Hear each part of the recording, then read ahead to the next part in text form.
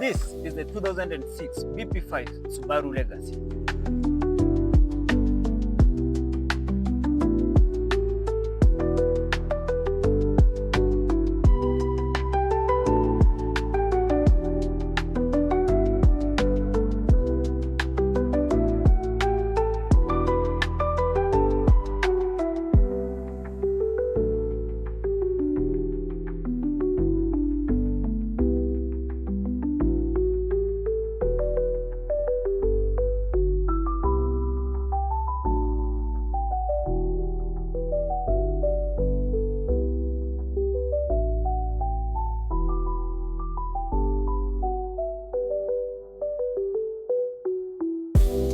So the BP5 was in production from the year 2003. The saloon version of this car is the BL, and this is the BP designation of the station wagon. As you can see, it's the 4th generation replaced by the 3rd generation BE/BH model, and it was replaced by the BR Subaru Legacy. A quick one, did you know that Subaru Corporation was actually called Fuji Heavy Industries from 1953 up to 2017 when it changed its name to Subaru Corporation. Also, Subaru is 20% owned by Toyota Motor Company. A quick one about this car, the interior is a lot of it is all fabric, and it's actually a very comfortable car. Nothing out of the ordinary, a lot of plastic, but you should also note that this is not what can I say? Yeah, this is not a luxury car per se. It's sort of a tourer or a family carrier, something you can perform your day-to-day tasks with. Nothing out of the ordinary with the dashboard, a lot of plastic and foam. Nothing out of the ordinary with the steering wheel, with anything inside. We have cup holders over here, a card holder or something. I think this is a 7-inch display screen. So this is an automatic car with the Brundle handbrake over here all the way up. Let's take a look at the back seat of this car and see if it has adequate space to sit a taller person or a shorter person also, because short people are people too.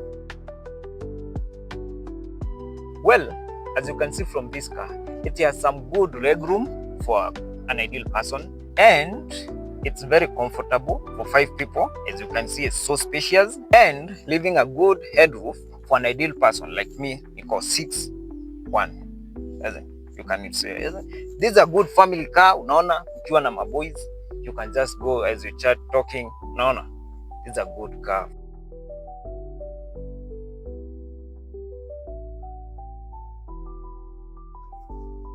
Okay guys, let's take a look at the boot and how much boot space we have.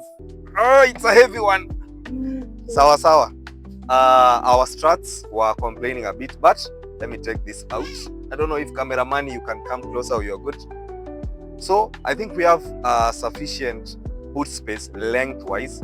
The only limitation is the height, that you cannot stack up a lot of stuff, but still at the end of the day, it's a practical car. I really like the boot. This is like a meter deep, a meter long, and like a meter and a half, a meter or something like that, a meter and a half wide. So I think it's good. Let's take a look at the bonnet.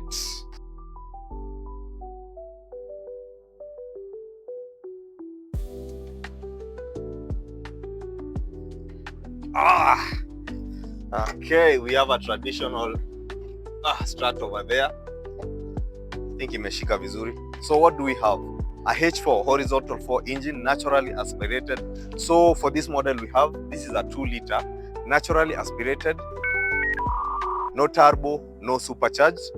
The transmission is a 5-speed automatic transmission. One thing to note also is that although this is a 2-liter, there was also an option of a 2-liter and a 2.5-liter H4 and a bigger H6 3-liter. As I said, this is a 5-speed automatic, but it did also come with a 5-speed and a 6-speed manual options. How many horsepower are we making on this engine? We are making 200 to 256 horses on our 2.0 engine here. 10 to 12 kilometers per liter for this naturally aspirated one. But if you have the turbo or the supercharged one, it does 8 to 10 kilometers per liter. The fuel tank itself is a 64-liter capacity to fill it up. So do your math. Let's take a look at the wheels and how much clearance this car gives us. Let me shut it down. Okay guys, let me show you something on the wheels and the clearance that this car has. It's not typically an off-road car, but it will get you to up country. Utaenda ushago poa na hii gari. 16-inch tires, front and rear brakes are all disc brakes, ventilated disc brakes, but not on this one. These ones are not ventilated. Clearance of 5.5 inches, although that seems lower on this car. Yeah, so that's it.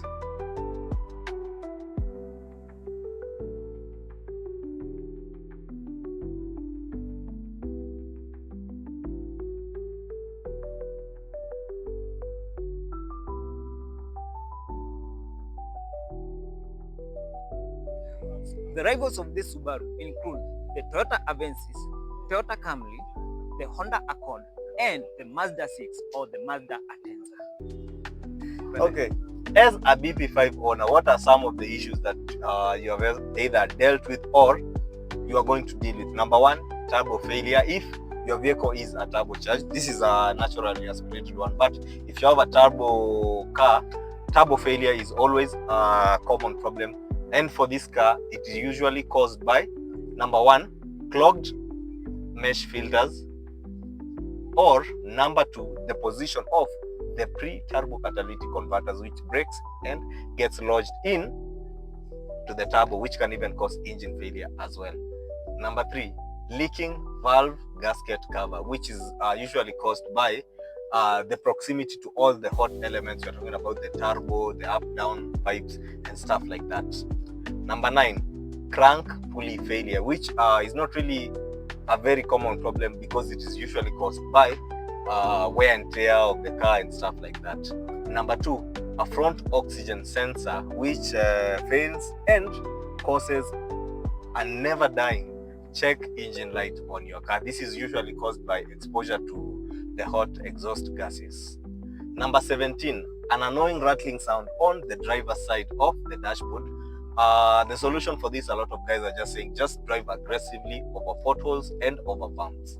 Number 22, panel rot on the passenger sides, the arch of the wheels, which is mostly just aesthetic and not structural, and it actually seems to be a common problem for all Subarus.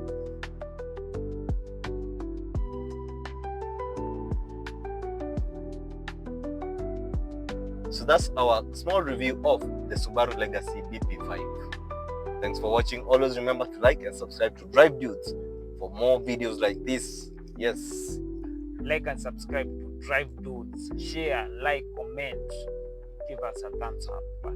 Sindio, ama namna gani? Watch out for the next video.